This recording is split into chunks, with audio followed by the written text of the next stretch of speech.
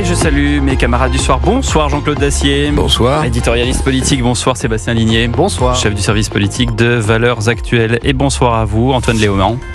Bonsoir. Merci d'être avec nous en direct. Vous êtes député de l'Essonne, député insoumis. Il est exactement 19h18 et 40 secondes. Vous êtes jusqu'à minuit avec les autres députés LFI pour renverser la vapeur, puisque je signale aussi que vous êtes en direct de l'Assemblée nationale. Et je vous remercie de prendre un peu de temps pour nous. Renverser la vapeur, adopter l'abrogation de la réforme des retraites. Est-ce que vous allez y arriver ? Écoutez, on pensait pouvoir y arriver aujourd'hui, vu que nous avons déposé un texte qui avait été adopté en commission, mais malheureusement les macronistes ont décidé de faire des amendements successifs pour faire de l'obstruction parlementaire et pour nous empêcher de voter. Néanmoins, je signale quand même une chose à vos auditeurs, nous avons obtenu, c'est symbolique certes, mais par le dépôt de cette proposition de loi, un vote, le premier vote à l'Assemblée nationale sur l'abrogation de la réforme des retraites, puisque notre article 1er proposait cette abrogation, qu'il y avait des amendements de suppression déposés par les macronistes, eh bien nous avons repoussé ces amendements de suppression. Donc d'une certaine manière, pour la première fois, l'Assemblée nationale s'est exprimée pour dire qu'elle n'était pas d'accord avec la retraite à 64 ans. Et donc ainsi, pour la première fois, le peuple français, via la voix de ses représentants, a pu s'exprimer contre cette réforme des retraites d'Emmanuel Macron, que nous abrogerons de toute façon un jour ou l'autre, que ce soit ce soir dans la niche parlementaire ou quand nous arriverons au pouvoir pour pouvoir le faire.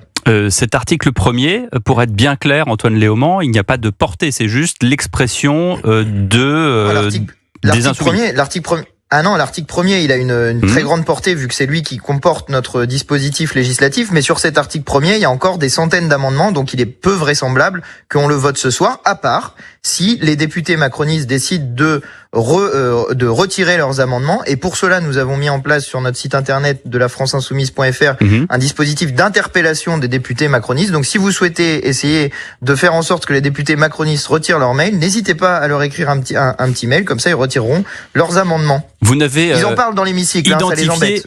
Sachez-le, on va en parler. Sachez-le, ça les embête. Vous n'avez identifié que des députés macronistes. Il n'y a pas d'autres députés Non, il y a des députés macronistes, il y a des députés LR, mais disons que c'est les députés macronistes qui ont fait le plus gros travail d'obstruction parlementaire. Du côté des députés LR, il n'y a pas vraiment, je n'ai pas remarqué d'amendements qui soient des amendements trolls, je mets des guillemets, mais pour vous dire, les macronistes ont fait des amendements pour dire, pourquoi pas la retraite à 50 ans, la retraite à 52 ans, en demandant des rapports au gouvernement pour savoir comment financer ça.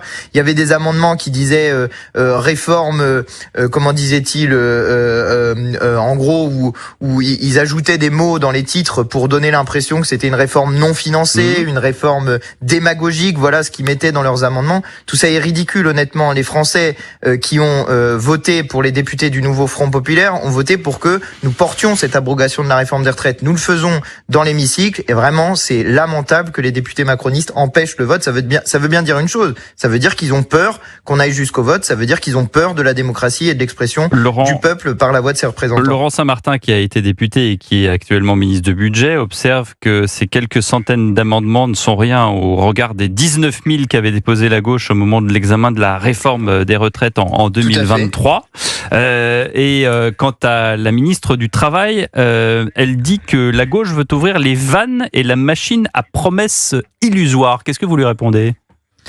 Déjà, je lui réponds que c'est tout à fait possible de financer cette abrogation de la réforme des retraites et en réalité même on pourrait faire la retraite à 60 ans comme le propose la France Insoumise. Alors c'est pas ce que propose le nouveau Front Populaire mais c'est ce que propose la France Insoumise spécifiquement.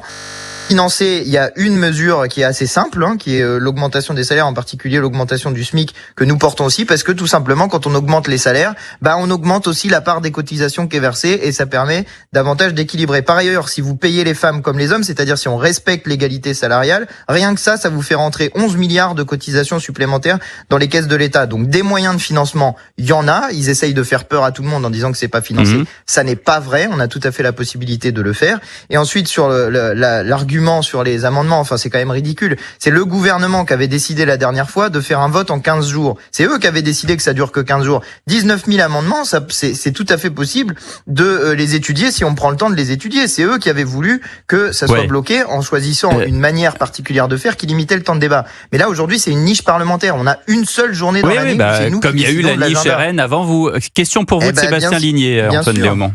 Est-ce que vous comprenez l'argument qui vous est opposé en disant que dans le contexte budgétaire actuel où on demande aux députés, notamment aux vôtres, de trouver entre 25 et 30 milliards d'euros par an d'économies, est-ce que vous comprenez que dans un système français où la dépense pour les retraites représente une part importante des dépenses de l'État, est-ce que vous comprenez que certains peuvent vous répondre, honnêtement, est-ce que c'est vraiment le moment de revenir sur cette réforme des retraites ? Alors, justement sur ce point-là, je voudrais dire que il y a un manque de sérieux de nos adversaires politiques. À l'Assemblée nationale, nous avons étudié le budget de la sécurité sociale, sur lequel, avec les amendements déposés par le nouveau Front populaire, nous avions réussi à dégager 20 milliards d'euros supplémentaires sur la sécurité sociale. C'est-à-dire ce qui permettrait, par ailleurs, de financer cette abrogation de la réforme des retraites. Mais ils sont où ces 20 milliards ? Ils sont où ces 20 milliards ? Mais précisément, le problème de ces 20 milliards d'euros, c'est que le gouvernement, avec une technique qui était absolument odieuse, a décidé de renvoyer au Sénat l'examen du projet de loi de finances de la sécurité sociale avant que nous ayons pu finir l'examen de ce texte. Alors même que nous étions prêts à siéger, et là c'est pas léger, hein, c'était siéger jusqu'à 11h du matin, c'est-à-dire faire une journée en ayant commencé à 9h jusqu'à 11h du matin le lendemain pour étudier tous les amendements. Le gouvernement a refusé alors que les députés, l'ensemble des députés de l'Assemblée nationale, à exception faite des macronistes, étaient pour continuer l'examen de ce texte. Là, il y aurait eu les 20 milliards d'euros nécessaires, non pas pour mettre le budget de la sécurité sociale à l'équilibre, pour le rendre excédentaire. Et puis sur le budget, on avait dégagé avec les amendements du nouveau Front populaire 59 milliards d'euros supplémentaires. Malheureusement, Madame Le Pen s'est associée à Monsieur Macron pour rejeter les amendements que nous avions faits avec le nouveau Front populaire, qui pourtant avait été adopté. C'est quand même une situation assez particulière. Le nouveau Front populaire a voté pour un budget qui était initialement déposé par le gouvernement parce qu'on l'avait tellement amendé que c'était devenu notre budget. C'est une situation jamais vue sous la Ve République. Le gouvernement a appelé à battre son propre budget parce que nous avions réussi à faire rentrer 59 milliards d'euros, mais ils en voulaient pas parce que ça imposait les plus riches de ce pays. On avait notamment récupéré 14 milliards d'euros sur les 147 plus grosses fortunes de ce pays. Vous parlez de Madame Le Pen, justement, vous avez à peu près la même appréciation sur l'âge de départ à la retraite avec le RN. Là, en l'occurrence, le gouvernement a fait une reculade pour éviter une censure. Comment dirais-je, et à l'instant, puisque je le vois, Jean-Luc Mélenchon sur l'esplanade des Invalides dit que dans 6 jours, il n'y aura plus de gouvernement parce qu'il y aura quand même une censure. Ah ben c'est possible que Madame Le Pen décide finalement de se réveiller et de voter la censure. Elle aurait pu le faire il y a quelques temps quand nous avions déposé une motion de censure. Elle l'a pas fait. Elle l'a pas fait. Donc je vais pas vous parler de quelque chose qui est pas arrivé. Vous l'auriez souhaité. On avait déposé aussi pour que la motion de censure passe, il faut qu'il y ait plus de la moitié des députés qui la votent. Donc nécessairement, il faut que Madame Le Pen le vote. Elle l'a pas fait. Elle ne l'a pas fait, dont acte. Elle n'a pas non plus voté la destitution d'Emmanuel Macron que nous avions proposé en commission des lois, ce qui a empêché que le texte arrive en hémicycle. Ils ont même voté contre la destitution d'Emmanuel Macron, c'est pour vous dire. Mais je veux dire quand même, c'est autre chose, c'est un autre couloir de nage. Je veux dire. Oui, effectivement, mais enfin bon, le problème c'est Emmanuel Macron et je pense que tout le monde s'en rend compte aujourd'hui. Mais je veux vous dire quand même, il y a quand même quelque chose de très hypocrite dans ce qu'est en train de faire Madame Le Pen en ce moment et qui me choque beaucoup. À l'Assemblée nationale, je vous ai dit que nous avions déposé des amendements qui permettaient de rapporter 59 milliards d'euros. Mais dedans, nous avions aussi fait adopter le fait qu'il n'y ait pas cette augmentation de la taxe sur l'électricité. Donc si Madame Le Pen avait été honnête, elle aurait pu voter favorablement au budget. Il n'y aurait pas eu les mesures que Monsieur Barnier a ensuite réussi à faire réintroduire au Sénat et que aujourd'hui bon seigneur, il dit oui, je cède pour éviter la censure. Il y a un jeu de dupes dans tout ça, c'est qu'en réalité, il n'y avait pas besoin de l'accord de Monsieur Barnier. C'est l'Assemblée nationale qui est souveraine. Nous aurions pu battre Monsieur Barnier, mais Madame Le Pen a décidé de l'aider à ce moment-là, et c'est très dommage parce que ça fait qu'ensuite, c'est pas l'intérêt des Français qui est servi. Merci beaucoup Antoine Léaumont d'avoir été en direct avec nous et regagner vite l'hémicycle puisque c'est là que ça se passe et vous avez jusqu'à minuit effectivement pour faire passer les textes de votre niche parlementaire. Dans un instant, Charles Rodwell, député des Yvelines pour Ensemble pour la République. À tout de suite sur Europe 1.